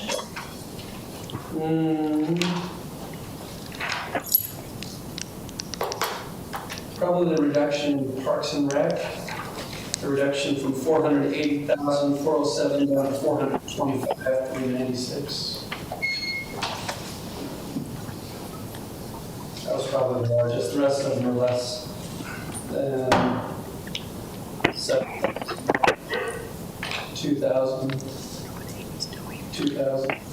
So just minor changes. And just to confirm, that is due because new bills were found that went towards. Specifically with Parks and Rec, we're finalizing how much of their expenses were appropriated toward the grant versus how much were coming from them, from their match. And so we had to shift some expenses around, and that's why their funds decreased, because we had to move it out of the grant eligible into simply their capital funds. Thank you. The fun things these accountants get to do. It's so much fun. The balance stayed the same, which is really good. They get to nitpick through every transaction. We really do. Any other comments before we open it up for the public hearing? Amy? No. All right, this is a public hearing. If you'd like to comment on this specific item on the agenda, please come up to the mic. State your name and your place of residence and keep your comments to 3 minutes or less.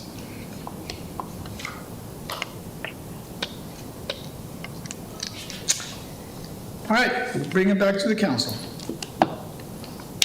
I'll move we approve Resolution 23-35. I'll second it. Good for you. Thanks for the excitement, Amy. It's been moved and excitingly seconded. Is that even a word?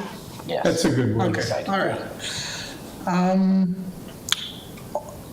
We'll do a roll call vote. And Amy? Aye. Tom?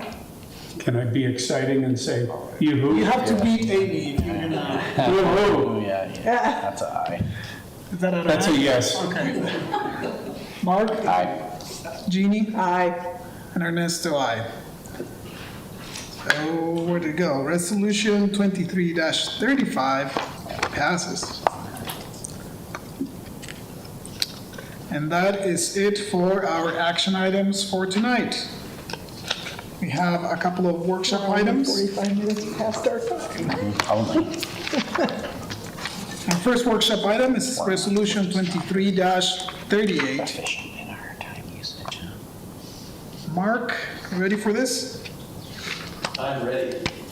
He's got his suit on. Yeah, he came All dressed. seized up, I'm ready. Came dressed for the occasion. So this resolution for this project has come through, this will be the third time it's come through council due to minor changes. The changes this time are mostly due to the recent IRA, Inflation Reduction Act. So that allows the developer of this solar farm to be able to capture some tax some tax credits for their development and help make their project more Viable. And between UAMPS and the developer, we kind of split that. But because this is the third time we had to come back to our governing bodies, we sought some additional concessions. One of those, I think, is mentioned in the paperwork, that we asked for some land to maybe develop a battery project to go in conjunction with this solar project. So that's kind of it in a nutshell. Thank you, Mark. With all the megawatts, kilowatts, all that stuff, what price is this coming in at compared to what we're using? 39, 34 and some cents. 34. Yeah, I saw 35, so. 34.88, I think was the number. Which is a pretty low price. It's not bad. Which is good during the day when the sun's shining. We've been so frustrated with the company that's developing this that, you know, there has been discussions in board meetings to walk away, but if we were to restart, it'd be another 4 or 5 years to get transmission permission, and the costs would be higher. We'd be paying much more per megawatt hour than we are in this project. So Well, we kind of just kept pushing. So the battery portion of it, will that be part of their project, or will that be a UAMPS piece? UAMPS will, it depends. Sometimes it makes sense for UAMPS to seek a private entity because they can take advantage of the tax stuff, but this new IRA is kind of, everybody's still trying to figure it out. And if we can get those tax credits ourselves, then maybe we'll develop it ourselves. It depends. So you mean you being UAMPS? UAMPS, yes. So how large is the battery project going to be? It's just a conceptual. The concession in the contract was, can we have some land to potentially do a battery project? Okay. That's all it said. And you talked about transmission. Do we have transmission? Yes, this is all worked out. It's set to actually begin operation at the end of this year. Okay. That's soon. Exciting. How much does that add to our renewable? I believe portfolio? this one, we have 5.6 megawatts, and the Red Mesa one was 5, so, yeah, so 5%-ish.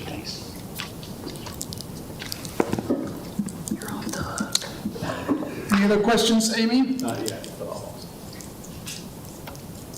No. All right. Thank you, Mark.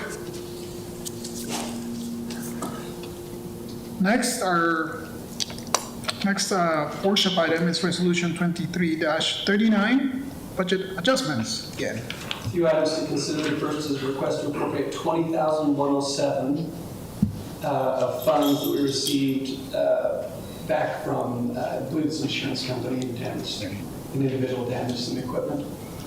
And so this is to repair that equipment. Request to appropriate, I'll say that one, $20,444. This is a state grant that our fire department received for EMS training. And request to appropriate $40,000 of funds for a Cigna wellness grant. Cigna is our insurance carrier. They have given us this grant for the last several years to be used for wellness activities, which we request to continue. And lastly, But not leastly. Firstly. Request to appropriate $21 million toward a natural gas power plant, which Mark would love to tell you about. Oh, sure. Throw him under the bus. You weren't off the hook. No. I will say though, Big hook. More so on the hook, yeah. these are reserves that we've been accumulating for this project. We have approximately 30 million in reserves, which will leave 9, which is less than our 16 or 15 minimum. We would like to have, yeah. In the future, there will be requests to appropriate further reserves toward some sediment removal at Second Dam, which will take us down even further. However, the rate increase that the council passed not terribly long ago will slowly replenish those funds. This does take us down dangerously, or not dangerously, take us down significantly, and it does concern me, and I am very closely watching this. However, as a city, we have funds that can help kind of buoy up the electric fund. In the past, the electric fund has buoyed up the city. Now the city is going to need to buoy up the electric fund while it dips below what I would say is our target reserve. Anyway, just to give you that background. Now Mark can tell you. Take it away. The dirty. Take it away.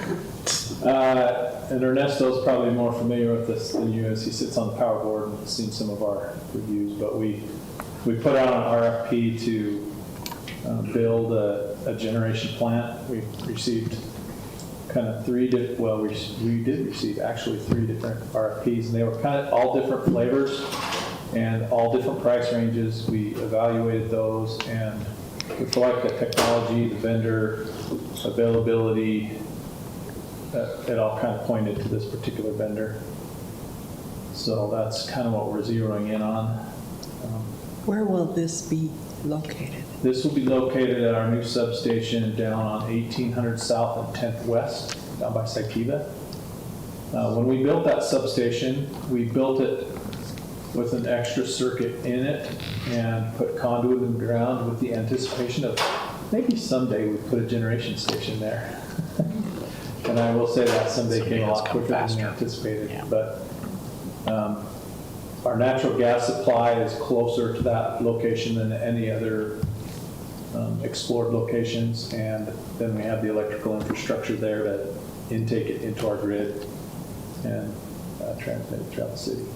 So this would build what would be 10 megawatts of nameplate power, would be behind the meter, so we don't have to worry about transmission capacity.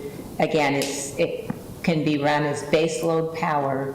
It can be, and again, these engines, these natural gas turbines ramp up and back down really quickly, so they work really well to sort of augment the solar and the other variable resources that we have.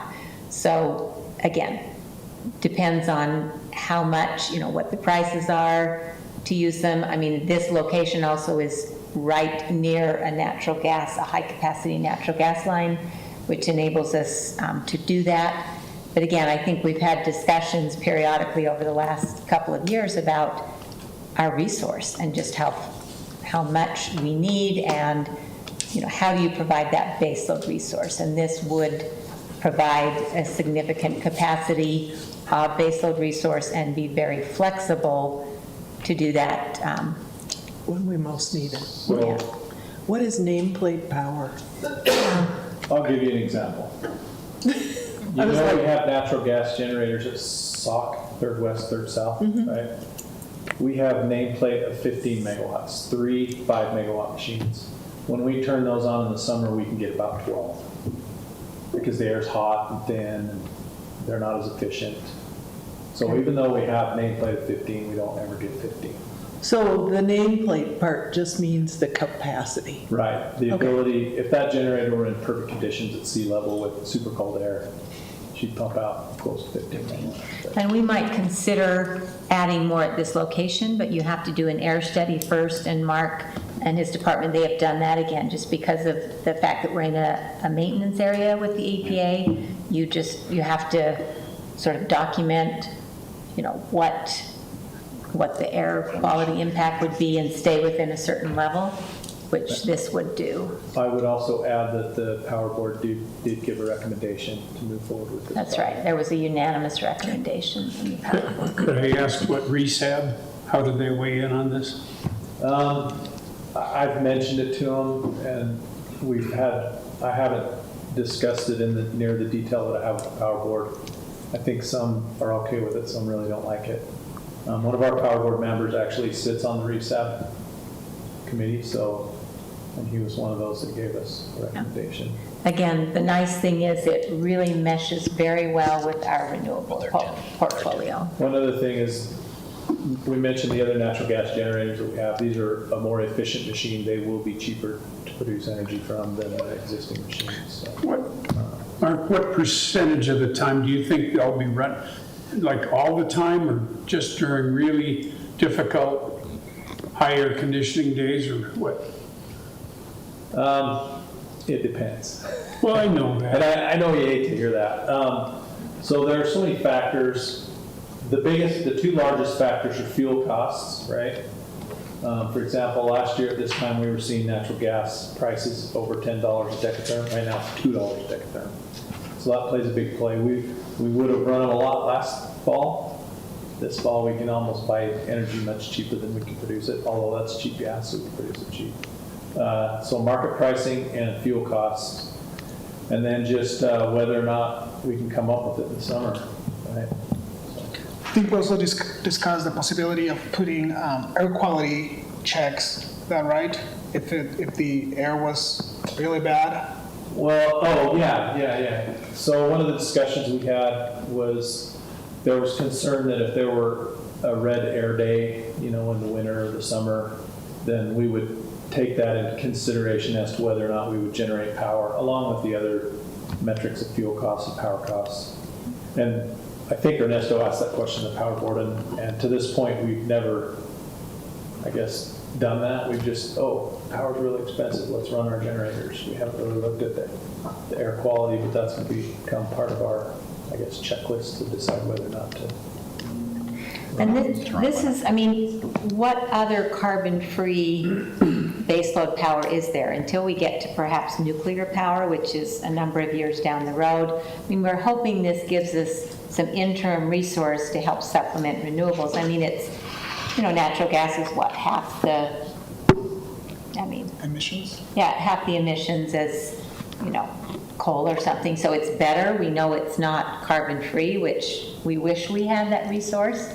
But again, we're just trying to protect ourselves and have enough baseload in the meantime until some of these newer technologies, take over. And again, you see how we've continued to increase our portfolio with the renewables, which is a really good thing. And again, this is, I think, kind of a good way to balance that, and hopefully will get us through the next, 10, 15 years, then that's a guess, till. One other item, Mr. Lopez asked in the Power Board meeting about how long it would take to pay back, and I have this really cool spreadsheet that kind of goes through that. And again, every time you change a metric on that spreadsheet, whether it's how many days a week you run it, what the cost of natural gas is, that time could swing all over the place. A better way to compare power or how it will pay for itself is levelized cost of energy. And maybe I'll send that to you all in an email. Basically, it says if gas is this, $3 decatherm, this is kind of what the power's worth. If it's $4 decatherm, this is what the power. If it's power more than this, we'll run these. If it's not, we won't. But that's the way that calculation is done is over a 20-year plant life. Then you get that number of what that per megawatt hour cost is. That's really the only way you can compare apples to apples in the power world, is to go to that levelized cost of energy. Can't really say how long. Could be 1 year. Yeah, well, if you have to run it a lot. 21 million. Good. No. But last year you would have run them a lot. Oh yeah, we would have run them a lot last year. And this year's been completely opposite, right? It's been cool, and power prices have been mostly reasonable. They've been a little crazy. Big year. Thank you. Thank you. It's hard to have a budget adjustment that's that big and not talk about it a lot. That is it for our workshop items. Any other considerations from the council? Amy, any other considerations? None for me. I brought chocolates for everyone tonight from the German exchange students that are visiting at Logan High for the next 2 to 3 weeks.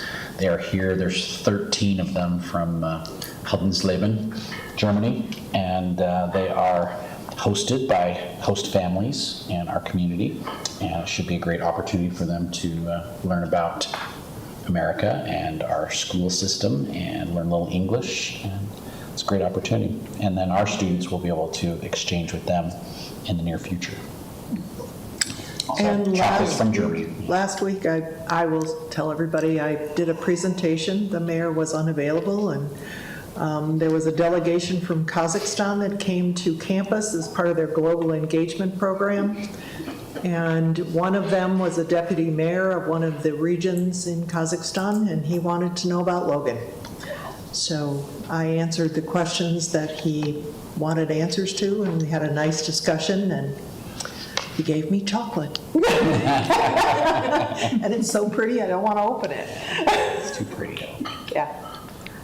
I'd like to also remind people that the Hispanic Heritage Month is starting on September 15th, which usually kicks off a series of events in the community organized all by different organizations. There is one on the 15th is the one that Liz Villegas was talking about, that will be in the county fairgrounds. There is one on the 16th that will be on Center Street after the marathon, and that's the Latino Festival. And I believe there's also another one on the 30th at the university, organized by the Diversity, Equity, and Inclusion Division over there. So we have 3 opportunities to have fun and eat. Yes.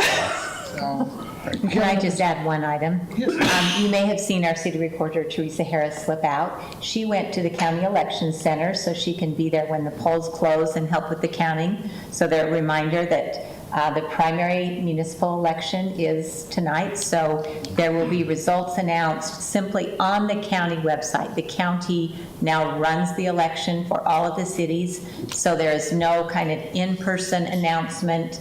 Just when they have that information, they do have to check with the lieutenant governor's office about when they announce results, just because of the congressional race going on in District 2, even though it's not our district. So at some point this evening, you'll be welcome to check the county website and get primary election returns. So we thank all the candidates for their willingness to participate in the process. And the last thing I wanted to extend the invitation to all the candidates that will be going on to the general election to come prepared for our next meeting for a 1-minute introduction. 1 minute. And talk about what you'd like to accomplish if you were to be elected. So that will happen probably right at the beginning of the meeting. So hope you join us for that. And if we don't have any other considerations, we'll adjourn our Logan Municipal Council meeting, and we will reconvene for the redevelopment agency meeting. And we have one action item. Okay, thank you, Chairman Lopez. So we are back to discuss the budget. If you recall, on August 1st, we came to the agency to present the budget, to discuss it. And then from there, we went and visited with each of the taxing entities, seeking their consent to the budget. And so now with all 3 taxing entities, Logan City, Cache County, Logan City School District, having formally consented to the budget, we return per state statute back to you to seek your consideration to approve and adopt the 1400 North Main Community Reinvestment Project area budget. Again, what the taxing entities thus far have committed to is the budget, its structure, its various line items. What they have not done yet is commit their respective share of tax increment. So that process that consideration will occur later this month as we approach each of the taxing entities, asking them to consider signing an interlocal agreement, committing their proportionate share of tax increment. But they've agreed to it, right? They've agreed to the budget, but they have not yet committed their dollars, if that makes sense. So there's a formality in the whole community reinvestment project area title of state code, which requires municipalities, counties, whoever's trying to advance a project area to, number one, designate the geography. That was step one. Number two, draft a plan, goals and objectives to be accomplished. Step three, the budget. And this is what we're considering so far. So while they have formally consented to the budget, they've only agreed to the amounts, the line items, the revenues, expenditures, et cetera, as proposed in the budget. But the technicality there is they haven't signed the dotted line, so to speak, and actually committed their tax increment. Does that make sense? It does make sense. It's confusing, I know. It's a little awkward. So by voting on this tonight, it would be signing on the dotted line ourselves. Approving the budget, but yet there's no, call it gasoline in the engine yet. There's no future property tax dollars yet agreed to flow into this project area. So it's approved in structure and form, but it's powerless, so to speak, until that revenue is formally approved later this month. So September 26th, we're scheduled to be on the agenda for both the Logan City School District and the Cache County Council. They meet the same night, so we're hoping to do the beginning of one meeting and the end of the other. And that is when we will make the specific ask to them about the amount of the tax increment. And then also on September 19th, we're planning to come before you, the City Council, and also request your consideration of the entering into an interlocal agreement, just similar to. So we'll have your approval first and then go to the county and the school board and ask if they choose to move forward with it. Okay, so just a quick summary of some of the key elements in the budget. If you'll recall, with the base value of the entire project area held constant, and by base taxable value, that means the collective valuations of both real property and personal property within that entire 51-acre area. What that means is the revenue generated by that base taxable value that exists currently, that revenue will continue to flow to the taxing entities per how that revenue is distributed currently. So Logan City will get its share, Cache County, Logan City School District will get their share. The only variable is what the tax rate is, so that can have add some variability to that. But in essence, the taxing entities are held harmless. The term of the project area would be 20 years, with a revenue cap established at $13 million. So no, can you expand on that just a little bit? On the revenue cap? Yeah. Yeah, that's a good question. So what that means is when this new growth occurs and starts generating new property tax, which we refer to as tax increment, that will flow into the agency's, coffers, if you will, for a period of 20 years. However, let's say because the development exceeded projection, that while this is a 20-year term on the project area's budget, if in year 16 or 17 that $13 million cap is hit or reached, then that revenue ceases to flow to the agency and then returns at that point in full measure to the taxing entity. So it shuts down early, in other words, if that makes sense. Generates more money. Okay, some of the other key items in the budget. By statute, 10% of the tax increment that's generated are designated for affordable housing projects to occur within the city. Within the project budget, that is projected or anticipated to be reinvested into the developer project, so it is a portion of their incentive. It's in addition to what you see on that third bullet item that says private developer incentives of 10.5 million, those affordable housing reserves will also be reinvested as an additional incentive. The city's also contributing some existing affordable housing reserves that total $500,000. And then the fourth bullet item, RDA administration, the city is allowed by state statute to use some of those dollars coming in to administer and manage the project area. $500,000 will be earmarked for transportation and infrastructure.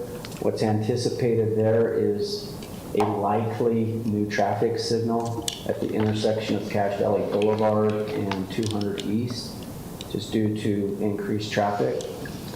Also, there at the bottom, you can see that the developer that's planning on doing the mall redevelopment project, they anticipate spending $205 million on their project.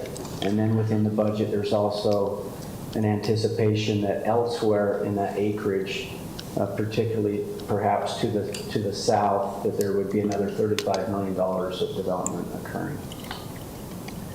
So total agency expenditures, the $13 million cap plus the additional $500,000 of existing affordable housing reserves. By the way, Yeah. that affordable housing reserves came from where? The reserves came from other set-asides RDAs? of other RDA project areas, exactly. Good question. So just to touch on this is a key point again. Some ask why is there public assistance? It really goes to the nuts and bolts of the project. You've got very expensive demolition, parking lot, building. I mean, there's multiple tons of concrete there. There's the acquisition cost where you buy a building and then you have to tear it down. You had to pay something for that building. So that's also part of the equation. Public infrastructure, which I mentioned, a new traffic signal or a likely new traffic signal.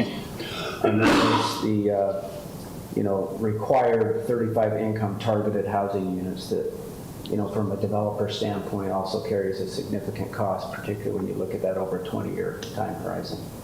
So all in all, to make this project feasible, what is being asked is what you see in the budget, that 13 million, or the 13.5. So just to be really clear, Sure. we're not providing the acquisition cost, we're just helping with some of that cost. That's exactly right. Because the developer is assuming the majority of the responsibility for purchasing that property. It's all on them. Yeah. Okay, Good question. thank you. You bet. Some of the public benefits, significant investment, which we've touched on, high quality design, pedestrian enhancements, traffic circulation enhancements. Really, this fifth one is important, strengthening a key commercial area, one that's been, really operating well below its economic potential. So this will have a significant impact on that part of Logan City's commercial zone, and should benefit surrounding businesses and property owners. Multiple direct, indirect, and induced economic benefits, tax base is strengthened, and we increase our affordable housing supply within the city. So that's really all I have. Unless you have other questions, I'm happy to answer them.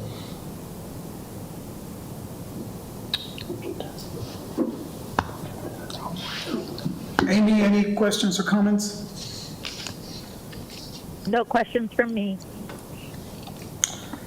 Now, Craig, correct me if I'm wrong, there's no public hearing for... No, we had a public hearing August 1st, correct? That's right. Just action item. All right, so we do need to do a vote. I met with Kirk earlier, who answered questions that I had. What were your questions? I can't remember. So they went away. I wanted to go through this spreadsheet. That was a little difficult. So I went through that to see where the money came in and where it went out. And I think this is we've gone through how many iterations of reviewing this project, and I'm not sure we have a choice. People say they're against it for what? To leave it sit and decline? This, as you said a few minutes, this is an investment. It also recaptures some potential, which could be a lost potential if we don't do anything. And people argue about this all the time, but it will do a great deal for Logan. And there's some things we haven't even talked about. I mean, the sales tax, property tax, all those kind of things, which add up. And I think this will do some wonderful things for Logan. Was that a motion? I'll move. You want me to move? Yeah, I'll move. for it. Thanks for the encouragement. I move we accept whatever this is, 2336 RDA. I'll enthusiastically second it. What did she say? She enthusiastically seconded. Enthusiastically. Oh, enthusiastically again. All right, so it's been moved and seconded. Any other comments before we vote on this? No more discussion. All right, let's do a roll call vote. Amy? Aye. Tom? Aye. Jeannie? Aye. Mark? Aye. And Ernesto? Aye. Resolution 23-36 RDA passes. First hurdle. Thank you, everyone, for sticking around. And our meeting is adjourned. Sometimes ask questions that may sound like this was